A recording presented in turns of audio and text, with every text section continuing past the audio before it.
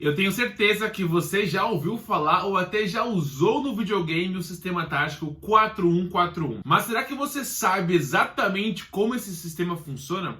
Quais são as vantagens que a gente pode construir a partir dessa estrutura? A função que cada um desses jogadores pode exercer a partir do sistema 4-1-4-1? Além disso, quais são as desvantagens ou as brechas que esse sistema deixa? Eu sou o João Vitor, sou treinador de futebol licenciado pela CBF Academy e aqui no Futebol Traduzido eu falo diariamente sobre tática e estratégia do jogo de futebol. Se você quer entender mais sobre como funciona o sistema tático 4-1-4-1, esse vídeo é para você. Recentemente aqui no canal, nosso vídeo sobre o 3-5-2 bateu a marca de mais de 1000 visualizações. Eu estou muito feliz com isso, é a primeira vez que um vídeo bate esse número de visualizações. Estou muito feliz e por isso eu estou trazendo aqui mais um vídeo sobre um sistema tático que nós ainda não abordamos. No momento, eu estou lendo esse livro aqui do Guardiola, A Evolução, que ele é a continuação do Guardiola Confidencial. E nos dois livros que eles retratam a passagem do Guardiola pelo Bayern de Munique, o 4-1-4-1 foi o sistema tático que o Pepe mais utilizou. Então, levando em consideração que eu tenho lido, que eu tenho estudado, vou trazer aqui para você agora tudo sobre o 4-1-4-1 para você entender de cabo a rabo como funciona esse sistema tático. Esse é um sistema bem flexível, onde você pode construir vantagens e jogadas a partir de vários pontos diferentes. O primeiro ponto que eu quero mencionar é a questão da amplitude. E nesse sistema a gente tem duas linhas que dão amplitudes horizontais no time, que é a primeira linha composta com os dois laterais e a segunda linha composta com os dois extremos. Eu reparo como é um sistema que a gente consegue utilizar toda essa amplitude do campo. Isso é muito fundamental para equipes, por exemplo, que jogam com a filosofia de jogo de posição, como era o Bayern de Munique do Guardiola, onde você consegue espaçar o time adversário para poder construir espaços interiores, espaço no corredor central. Além disso, esse sistema ele tem um triângulo de meio campo. A gente já falou aqui várias vezes que esses triângulos são fundamentais e muito importantes para a gente poder construir vantagens e bater a marcação do adversário através das triangulações e recursos de terceiro homem. Um ponto muito importante é esse jogador aqui, ó, o pivô, o único volante desse sistema, que aqui no Brasil a gente já falou também que a gente tem a cultura daquele volante mais destruidor de jogadas, aquele que recupera a bola e entrega para quem sabe jogar, mas na filosofia do Guardiola, na escola holandesa, na escola espanhola, esse jogador aqui, esse volante, ele é mais um distribuidor, um construtor, um redista, como se fala na Itália. É um jogador que distribui a bola para os jogadores de frente, né, para esses 5 jogadores que atacam. Então, ele é um jogador que tem que ser muito técnico, tem que saber muito bem se posicionar. Digamos que ele é o cérebro do time. A gente viu recentemente aí no Manchester City, quando o Rodri se machucou, como o Manchester City sofreu e não conseguiu conquistar nenhum troféu na temporada em que o meio-campista espanhol estava fora do time principal devido a essa lesão. Então, olha como esse jogador ele é importantíssimo para esse sistema funcionar. Eu digo que o volante hoje, o primeiro volante, ele é o cérebro do time, ele é o novo camisa 10, vamos dizer assim. E essa função do volante ela é muito importante porque a partir de qualquer um desses 5 jogadores que a gente não conseguiu avançar com a bola, é sempre ele quem está atrás. Se o ponta tentou avançar e não conseguiu progredir, não conseguiu vencer a marcação do lateral que estava te marcando, o volante ele está atrás para receber esse passe e ou achar um outro meia, ou recomeçar o jogo na defesa, ou já fazer uma inversão longa. Então ele está sempre na base da jogada. E é por isso que a gente chama ele de volante distribuidor, volante construtor. Ele está sempre por trás. Se o time não conseguiu avançar por aqui, recua o passe nele e ele escolhe por onde o time vai jogar na próxima ação. Então, por exemplo, no Bayern de Munique, o Guardiola tinha o Philipp Lahm, que ele transformou em lateral direito nesse primeiro volante, mas na temporada seguinte, né, na temporada 14-15 e 15-16, ele teve o reforço do Xabi Alonso, que é realmente esse regista, esse volante construtor.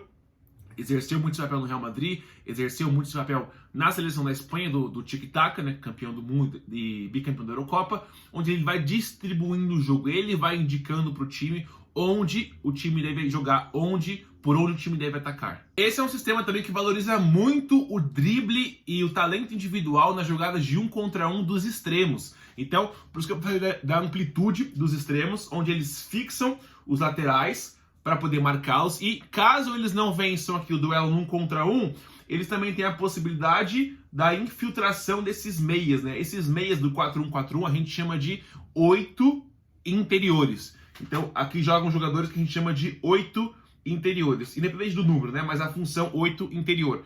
Que quando o ponta não consegue superar no 1 contra 1 para ir para cima, esse meia ele faz essa infiltração no espaço entre lateral e zagueiro. Esse camisa 9, centroavante, ele serve justamente para poder fixar os dois defensores centrais para abrir esse espaço para esse jogador entrar.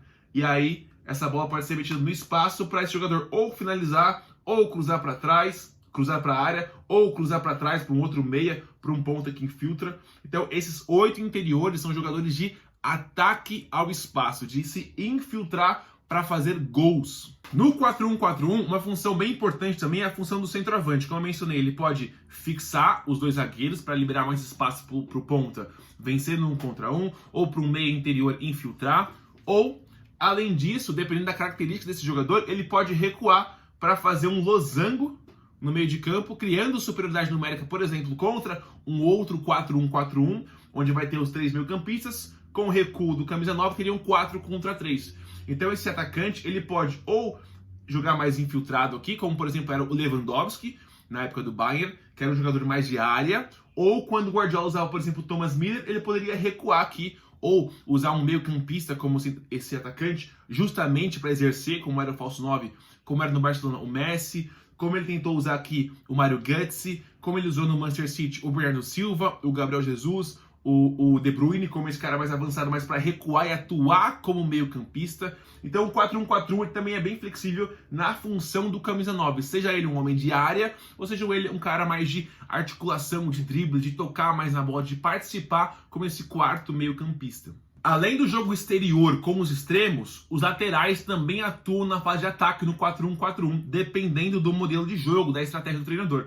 E eles podem atuar de duas formas. Esse lateral ele pode fazer um overlap, que é essa ultrapassagem por fora, fazendo esse 2 contra 1 contra o lateral do adversário. Então, ou ele atrai a marcação para o ponta, por exemplo, um ponta de pé invertido, trazer para o centro, né, para finalizar, como o Robin fazia, ou ele faz essa ultrapassagem, como acontecia muito do lado esquerdo, como o Davi Alaba, no Bayern de Munique do Guardiola, para fazer esse 2 contra 1, para ter essa bola no fundo e realizar um cruzamento.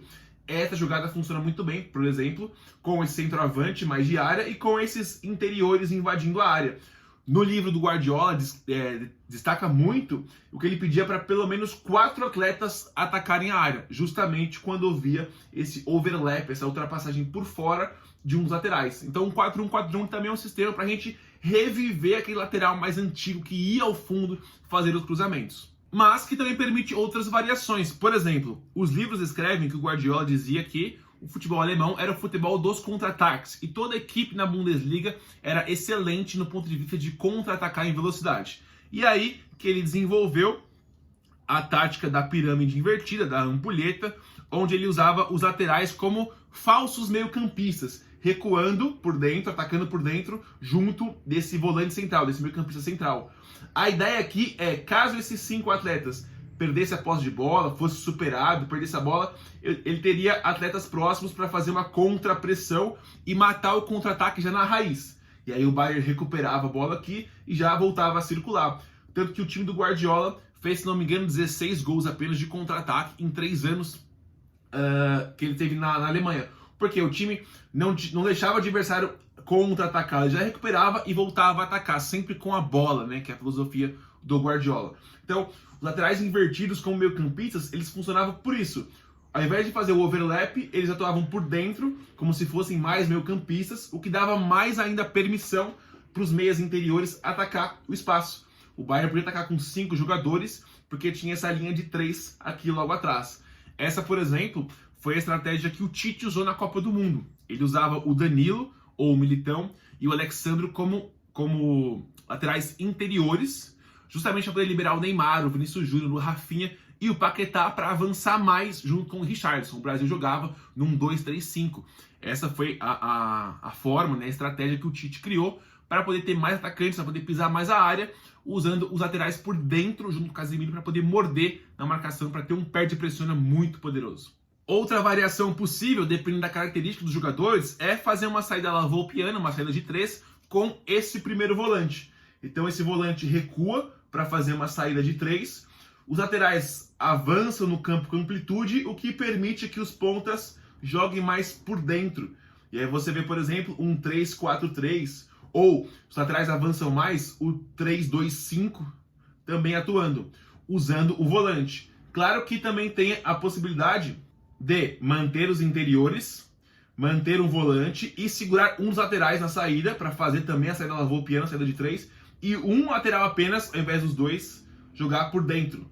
É assim que, por exemplo, era a variação do 4-1-4-1 para o 3-2-5 do Manchester City, onde o Cancelo vinha por dentro e o Walker, ou Stones, ou um zagueiro, né, ficava aqui na saída de bola, fazendo um 3-2-4-1, 3-2-5, também variando do 4-1-4-1, que o Guardiola usou no Bayern de Munique, mas trouxe para o Manchester City. Defensivamente falando, o 4-1-4-1 ele já ocorre dessa estrutura, né? Você vê as equipes defendendo com essa estrutura de 4-1-4-1, onde você tem um atacante fazendo a primeira pressão, uma linha de 4 atrás dele protegendo tanto o centro quanto a amplitude, então você vê muito balanço defensivo na linha de defesa também, caso a bola vai balançando, e sempre um volante protegendo o entrelinhas, que é um espaço muito perigoso hoje em dia. A bola nesse espaço é muito perigosa porque você já bateu metade do time caso a bola entre aqui. Então a função desse volante é proteger esse entrelinhas. Ao mesmo tempo que também deixa como uma brecha, né? Porque se você atuar num 3-2-5, você põe 2 jogadores no entrelinhas, um volante só, ele fica em inferioridade numérica. Então esse é um ponto negativo do 4-1-4-1. Se a bola entrar em uma janela, eu vou ter um volante só para marcar 2 meias atacantes. Por exemplo, num 4-1-4-1, num 3-2-5, onde você tem 2 meias interiores. Mas a função do jogador é justamente proteger o entrelinhas e facilitar as coberturas. Como que funcionam as coberturas? Por exemplo, camisa 3 aqui, um zagueiro com a bola, o 9 fez a pressão. A partir do momento que a bola passa para o 4, se é uma equipe que pressiona, como é as equipes do Guardiola, muitas vezes você vai ver esse 10 largar a linha de 4 e saltar. E aí o 5 vem e preenche esse espaço e você vê a zaga, a defesa andando para frente para diminuir o espaço entre linhas. Então esse volante de camisa 5, ele é um coringa, ele vai sempre saltando para cobrir o companheiro que saltou na pressão, para poder cobrir o espaço dele. A bola veio para cá, o 8 salta, o 5 encaixa. De repente, se a bola foi no lateral, o 7 salta, o 8 balança para lá e o 5 encaixa para fechar o espaço. A bola veio no entrelinhas, o 3 saltou, o 4 pode balançar e o 5 entrar na zaga. Então esse volante central, ele é um cara de proteger o entrelinhas e fazer coberturas, estar atento para cobrir o espaço que se libertou após o salto de pressão. Caso a equipe adversária continue avançando no campo, você pode ter até uma variação desse 4-1-4-1, virando um 4-5-1, né, com o volante, os interiores e os pontas na mesma linha, ou até um 5-4-1, com o volante recuando um pouco mais, protegendo ainda mais a profundidade. Então, o 4-1-4-1 ele tem bastante variações defensivas, dependendo da proposta da equipe, dependendo da proposta do jogo, o que a equipe que possui esse sistema quer atuar, quer aplicar no jogo, como ela quer se defender.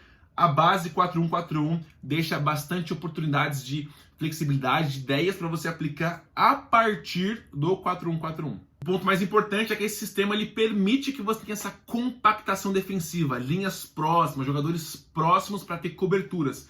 Tanto no momento sem bola, esse 4-1-4-1, ou que varia para um 4-4-2, ou até com bola, como eu falei, dos interiores avançando, os laterais subindo por dentro, para manter o time perto, compacto, para ter esse par de pressiona rápido e efetivo. Bom, para finalizar então, esse foi o vídeo sobre o 4-1-4-1. Espero que tenha ficado claro para você como é que funciona essa estrutura, quais são as funções de cada jogador que possui o posicionamento nesse 4-1-4-1, como que funciona a estrutura, quais são as vantagens, quais são as brechas que ele pode deixar, porque todo sistema tático tem isso, toda estratégia tem seu ponto forte e as suas brechas, os riscos que você tem que tomar para ter os benefícios daquela estratégia, daquele sistema tático. Eu sou João Vitor, sou treinador de futebol licenciado pela CBF Academy e aqui no Futebol Traduzido todos os dias tem um vídeo novo falando sobre tática e estratégia envolvendo o jogo de futebol. Se você gosta desse tipo de conteúdo, eu vou te convidar para você se inscrever no canal. Estamos rumos aos 400 inscritos. Deixe seu like nesse vídeo se eu te ajudei, se eu te expliquei alguma coisa útil, se eu te passei algum conteúdo útil. E comenta aqui embaixo sua sugestão de tema, de assunto, para eu abordar aqui num próximo vídeo e te entregar mais conteúdo, mais conhecimento para você ver o futebol de forma traduzida. Eu fico por aqui, um grande abraço e até o próximo vídeo.